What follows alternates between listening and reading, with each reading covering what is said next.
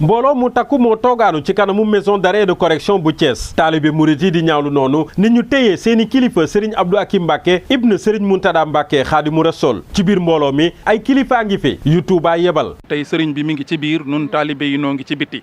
nun nag surtout Serigne Touba nekk ci biir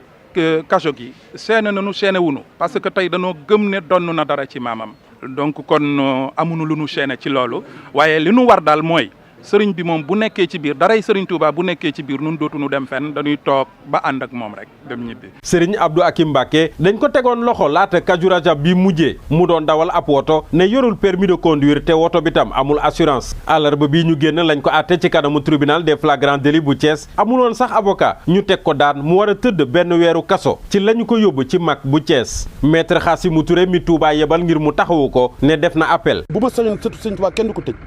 loolu moom mooy si mooy man loolu laa gëm man mais bu fekkee ne dafa def erreur aussi dans sa vie te yoon war na dal si kawam nañ dal si kawam mais moom tamit li nga xam ne yoon jox na ko mi ngi koy def fi mu toll nii def na appel léegi appel bi man def naa sama demande de mise en liberté provisoire pour ñu bàyyi négandiku en attendant ñu koy attewaat cour d'appel te bu ñu demee cour d'appel bu neexee yàlla affaire dina gën leer. bu ñu sukkandikoo ba léegi ci avocat bi ne sëriñ bi amul benn jafe-jafe fa mu ne taalibe yi ñoom ne tànk gisuñu ko mu génn du ñu jóge fi ñu toog.